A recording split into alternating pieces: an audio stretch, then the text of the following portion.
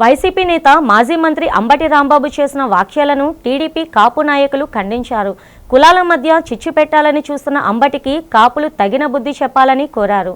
నగరంలోని విశాఖ జిల్లా తెలుగుదేశం పార్టీ కార్యాలయం మీడియా సమావేశంలో టీడీపీ కాపు నేతలు అంబటిపై తీవ్రస్థాయిలో విరుచుకుపడ్డారు. బొండా జగన్, వివి నరసింహ, తోటరత్నం, ముక్క కిషోర్ కూటమి ప్రభుత్వం కాపుల పక్షపాతి అని తెలిపారు. రాష్ట్ర ప్రభుత్వం కాపులకు అన్యాయం చేస్తూ ఉండటం అంబటి రాంబాబు తప్పుడు ప్రచారం చేయడంపై మండిపడ్డారు. జగన్ రెడ్డి కాపులను ఓటు బ్యాంక్గానే వాడుకున్నారని, వారి సంక్షేమానికి కృషి చేయలేదని గుర్తు చేశారు.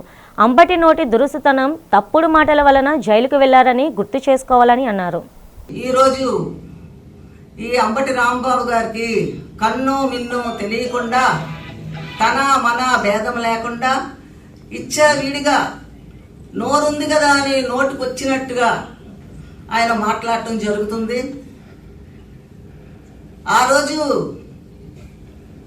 చంద్రబాబు నాయుడు గారిని 51 రోజులు అరెస్ట్ చేస్తే ఎంతమంది తెలుగుదేశం నాయకులు ఇంటి మీద పడి ఆస్తుల ధ్వంసం చేశారే, మరి ఆ రోజు నీకేం నొప్పి కలగలేదా రాంబాబు గారు? ఆ రోజు మరి కాపు నాయకులు నీకు కనపడలేదా రాంబాబు గారు? మరి ఏమైందండి ఈరోజు? నీకు ఏదో ఒక 20 ఎకరాల స్థలం కోసం అని చెప్పేసి అది రీజనబుల్ గానే ఉంటే నువ్వెందుకు భయపడతావు? నీకు భయం ఎందుకు? దాన్ని బేస్ చేసుకొని విడిగా నన్ను గాజువాకులో నువ్వు మాట్లాడడం కరెక్టా? ఒక్కసారి ఆలోచించండి. మనం అందరం కాపు కాపు అన్నాం. మీకు నిజంగా కాపు చిత్తశుద్ధి ఉన్నట్టయితే మీరు చేసింది కరెక్టా కాదా అని గుండె మీద చేసుకొని ఆలోచించండి. ఎందుకంటే కాపులకి ఒక ప్రత్యేకమైన స్థానం ఉంది.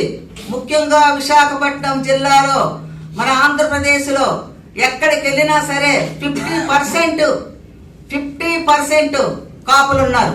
కానీ ఎవ్వరు కూడా మీకులాగా ఎర్రవిగిపోయి మీకులాగా మాత్రం ప్రవర్తించట్లేదు. ఎందుకంటే మాకు ఆత్మాభిమానం ముఖ్యం.